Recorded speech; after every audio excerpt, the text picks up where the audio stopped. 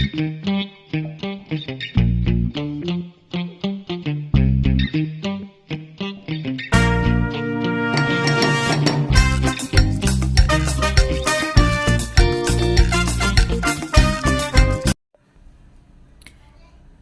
guys! Nandito na naman si Mami Millet. Yan. Meron kasi akong naisip na lulutuin ko ngayon. Gusto ko kasing kumain na ng medyo gulay-gulay muna. Kasi nagdaang araw puro pork ang nagiging pagkain ni Mami. Kasi nung nag-birthday yung apo ko, siyempre merong mga leftover, kaya iyon ang kinakain muna ni Mami, puro pork. Yan. Guys, bago ako mag-start, dun po sa mga hindi pa nakasubscribe, subscribe na po kayo, Millet Vlogs. Thank you guys. Ayan, ipapakita ko sa inyo guys kung ano ang aking lulutuin ngayon. Tara, let's! Ayan guys, ang aking balak lutuin ngayon. Unahin ko na to. Ayan. Ang miswa. Ayan, meron ako ditong miswa. Bulaklak ng kalabasa. Ayan. Sarap yan guys. Ayan. Ano tawag dito? Dahon ng malunggay. Meron akong patola. Ay, yan, may patola ako. Pa'y dumapo pang langaw. Pero okay pala naman yan kasi iluluto ko pa yan, guys. Ayan. Meron ako dyan, bawang, sibuyas, at saka nor cubes. Yan ang ilalagay ko, guys. Napansin nyo, wala akong pangsahog.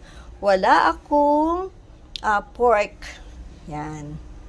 Yan, bawang sibuyas, nor cubes, patola, malunggay, miswa, at saka bulaklak ng kalabasa, at saka tilapia. Ayan guys, mag-start na tayo guys. Tara, let's! Ayan guys, ang ating kawali. Ayan, nilagyan ko na siya ng mantika. May mantika na siya guys. Ayan. Tapos, prito ko muna lagay ko na, mainit na ang kawali. Lagay ko ang tilapia. Ayan.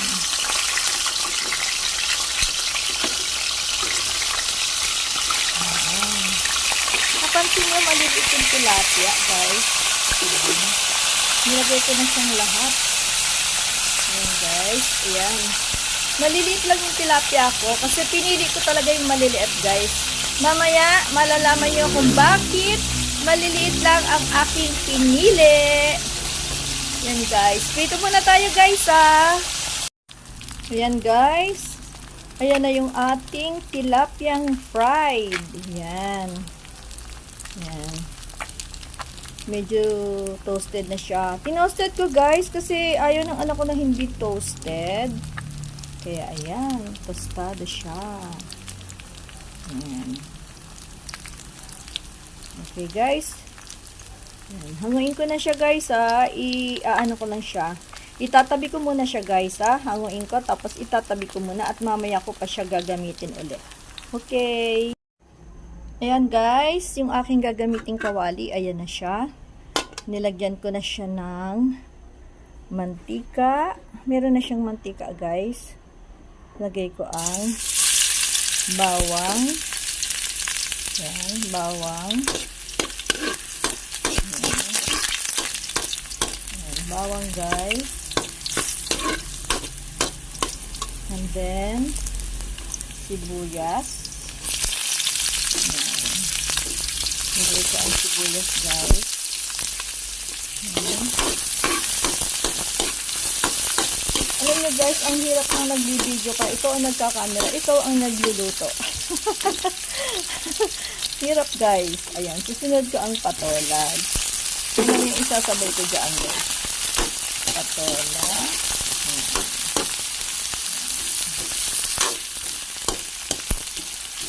Nilagay ko na yung patola.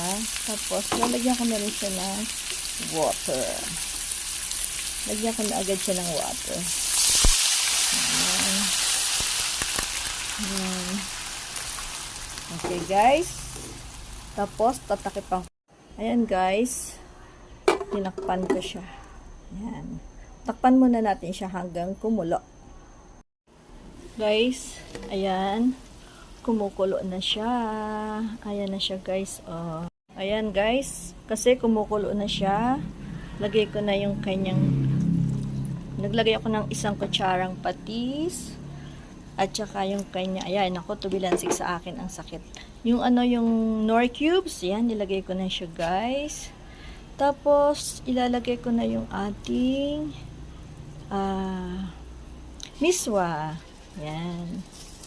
Yan guys, nilagay ko na yung miswa. Hindi ko alam kung marami ang sabaw o ang miswa. Pero okay lang yun. Mas gusto ko kasi yung malapot para pagka hindi ka na magsasama ng rice, okay na yung okay na yung miswa lang. Yan guys. Yan. Hintayin ko lang uli siyang kumulo. Hindi ko na siya tatakpan guys. Hintayin natin kumulo. Masarap yung nakikita natin siyang kumukulo. Yan. Kasi maluluto na yan. Guys, ayan na. Kulo na ang ating miswa. May patola na. Ang ilalagay ko naman ngayon ay yung bulaklak ng kalabasa. Ayan guys. Yan ang pinakamasarap dyan. Ang bulaklak ng kalabasa. Yan. Halo-halo lang. Yan. Ilubog natin guys. Yan. Lubog ko siya para... maluto siya sa init lang ng miswa natin. Yan. Yan guys, ang sarap. Yan. Yan. Tapos guys, susunod ko dyan ay ang ating malunggay. Yan, lagay ko na yung malunggay natin guys kasi sabay na yung maluluto yung bulaklak ng kalabasa at saka yung ating malunggay. Yan. Alam nyo ba guys, nag-urot. Guys, nang urot ako ng ng malunggay sa kapitbahay kasi wala kaming malunggay. Okay guys, yan. Hintayin pa natin siyang kumulo para maluto na yung kanyang malunggay at ang dahon ang bulaklak ng kalabasa. Guys, ayan, luto na yung ating bulaklak ng kalabasa at saka yung ating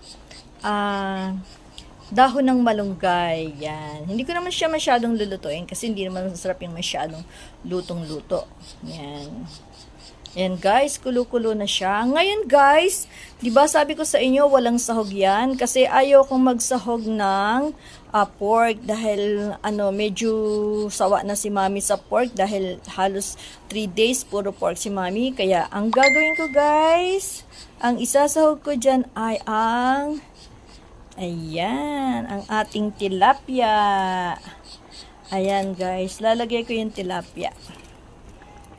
Ayan. Okay guys. Yan ang ating sahog. Ang dalawang tilapia. Ayan.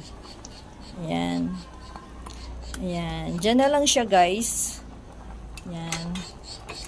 Diyan na lang siya. Ayan. Yun.